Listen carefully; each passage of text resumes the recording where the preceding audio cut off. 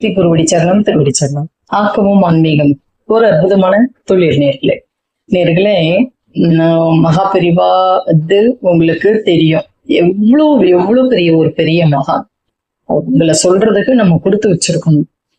கண்டிப்பா நடமாடும் தெய்வம், என்ன வேண்டினாலும் நடக்கும். கண்டிப்பா ஒரு தடவை மகாபாரதத்தை பத்தி என்ன நினைக்கிற அப்படிங்கிற பெரியவா.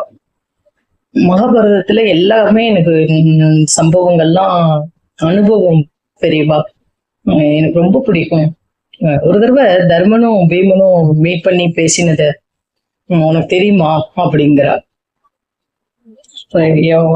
பெரியவா ஏதோ ஒண்ணு போட்டு வாங்குறாளே, நம்ம ஏதாவது தப்பா சொல்லிடக்கூடாதே அப்படின்னு அந்த தொண்டர் நீங்க சொல்லுங்க பெரியவா, நான் கேட்கறேன் அப்படின்ட்டு. அப்ப என்னன்னு கேட்டா, தர்மன்ட்ட யாசகன் கேட்டு, ஒரு பிச்சைக்காரன்னு சொல்லக்கூடாது, ஒருத்தர் வந்தாரு. அவர்கிட்ட தர்மர் என்ன சொன்னார் அப்படின்னு, நாளைக்கு தரேன் அப்படிங்கிற தர்மர். அப்ப பீமன் அதை கேட்டுட்டு, நான் போய் இப்ப எல்லாம் ஊர்களும் தம்பரம் இது பண்ண போறேன், டமாரம் அடிக்க போறேன், நீ நாளைக்கு தரேன்னு சொன்னத. அதனால தர்மர் எதுவுமே நாளைன்னு சொல்ல மாட்டார், இன்னைக்கு நாளைன்னு சொல்லியிருக்காரு, அதனால பெரிய இதுவாயிட்டார் அப்படின்னு நான் டமாரம் அடிக்க போறேன். கடந்த காலத்தை பத்தி நிகழ்காலம் எதுவுமே அவருக்கு அதெல்லாம் இல்லை, நான் அடிக்க போறேன், டமாரம் அடிக்க போறேன்.